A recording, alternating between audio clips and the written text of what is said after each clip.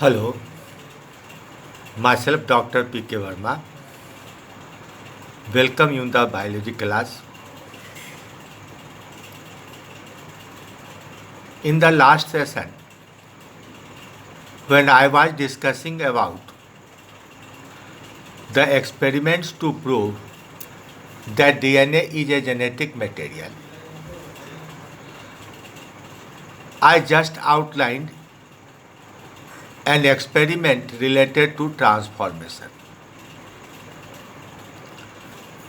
But after that, I realized that you should know some details about the transformation reaction because it is an important technique of biotechnology and you have to know about this because in the discussion when biotechnology of bacteria was taught, no one tried to discuss about transformation. Though in all laboratories, bacteria are used as vectors for gene cloning and gene expression. Therefore, I shall repeat the Griffith's reaction. Griffith in 1928 worked on Diplococcus or Streptococcus pneumoniae. It is a bacteria causing pneumonia, and in all patients of pneumonia, there are two forms of Diplococcus. One is smooth form and another is rough form. The smooth form of bacteria has a polysaccharide coat and another rough form has no coat. So the pili are exposed on surface and they look rough. Griffith separated them, cultured in large scale, and then set experiment to test individual effects on the laboratory mice. When smooth form was injected, the mice died of pneumonia, so it is pathogenic. But when rough form was injected, mice remained alive, there was no effect. It means rough form is non-pathogenic, though it lives in human.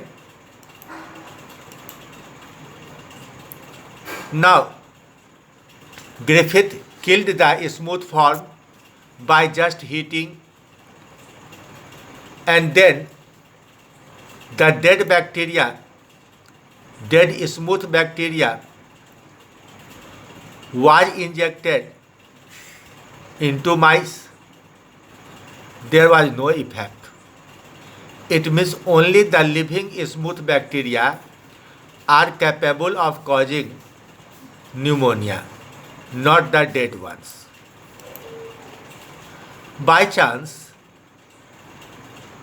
he got an idea to mix dead smooth bacteria with living rough bacteria, and then the mixture was injected.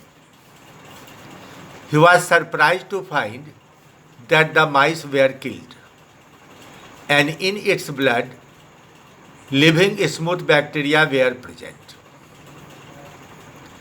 It is a miracle. A dead organism cannot become alive. So the dead bacteria did not get life. The living were rough form.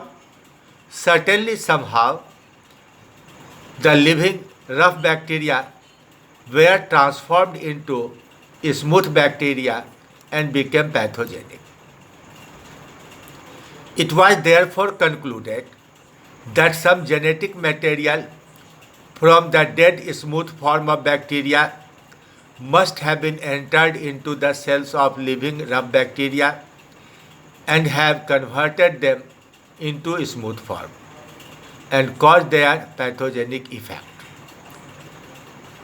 This change in genetic character was called transformation, but in respect of Griffith, we also call it Griffith's reaction.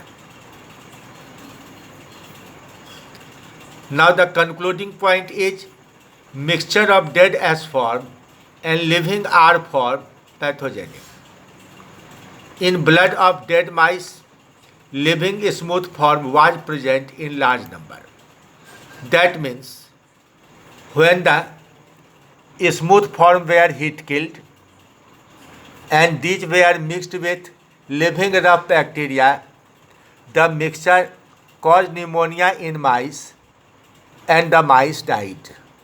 In the blood of dead mice, many living S form were present. So it is transformation of genetic character.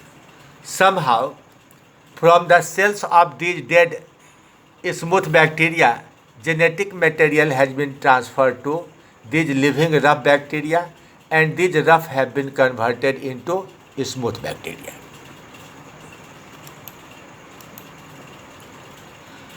Now a direct experiment was set by Avery, MacLeod and McCarthy in 1944. He killed the smooth bacteria and isolated every constituent of smooth form, that is carbohydrate, protein, RNA, DNA, etc. in finest purity. Now, he cultured rough bacteria in different test tubes and mixed one of the component of smooth bacteria into every tube.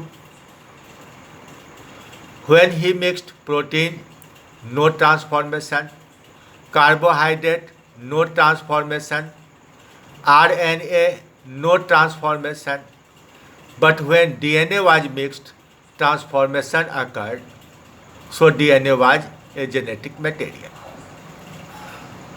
Now to confirm this experiment, a new design of experiment was set. 3 enzymes, peptidase, RNase and DNase, these 3 enzymes were selected. From the smooth bacteria, the protoplasm was extracted, diluted in water. It contained every constituent in mixture form. Now, in one test tube, rough bacteria was cultured, enzyme peptidase was mixed, and then the extract of smooth was mixed. Peptidase digested protein, but transformation was not affected. It means proteins are not genetic material. In another set, RNase was mixed. It digested all RNA molecules in the culture medium.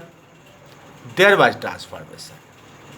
That means peptidase and RNase have no effect. So protein and RNA are not genetic materials. When DNA was mixed, it digested DNA of smooth bacteria and there was no transformation. This result clearly suggests that it was DNA of smooth form that came out of dead S form into culture medium, entered into rough bacteria and caused transformation of rough bacteria into smooth bacteria.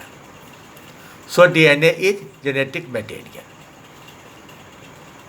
Now, a number of bacteria were studied and it was found that only 3 species, Streptococcus pneumoniae, Bacillus subtilis and Haemophilus influenzae. These 3 species are competent species that can be transformed. It was suggested that on the cell surface they have competence factor. Competent species contain competence factor that might include enzyme DNA and translocase. In early 60s, it was suggested that DNA digests one of the two strands of foreign DNA and utilizing the energy released from breakage of diester bonds, second strand is transferred into cell intact by enzyme translocase. So out of two DNA strands of the donor bacteria, only one strand passes into the host cell. Now the host cell fails to identify foreign DNA as non-self. Its complementary strand is synthesized and double-stranded DNA becomes inserted into host bacterial chromosome as episome that starts gene expression. So it was suggested that a single strand comes into host, its complementary is formed, then double-stranded DNA becomes integrated into host cell's chromosome. This is the simple figure. Here the external DNA, donor's DNA, was not identified as non-self particle and they become integrated into host chromosome. But if it is identified as non-self, it is degraded and there is no transformation. If it is not destroyed, it is transformed. If it is destroyed, there is no transformation. Now with time, with our molecular technology increased, in Bacillus subtilis, it was found that there is a complex system of binding of double-stranded DNA of the external resource. Now with the help of some unknown nuclease and some enzymes, single strand is transferred.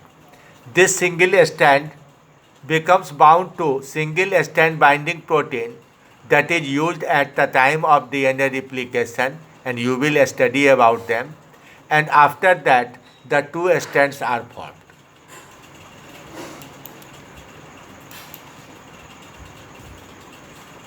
DNA uptake was discussed in Bacillus subtilis in details, and a number of proteins like pseudopropyllins, COM-G proteins, COM-GC assembly forms, and this pseudopilus helps in transfer of DNA by binding them on the surface.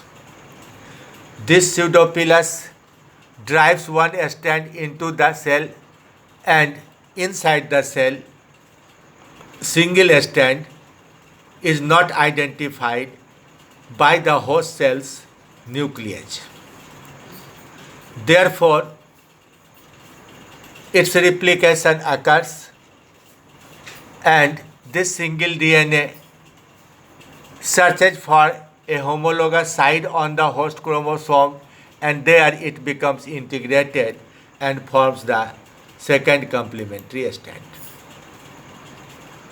Now it has been found that a smaller DNA can cause transformation more readily than larger DNA. That is, the rate of transformation decreases with increase in molecular weight of DNA, or it is inversely proportional to the length of DNA. If one transformation has chance A1, another has A2, the chance of double transformation would be A1 into A2. So it is easy to allow one transformation rather than two transformations at a time.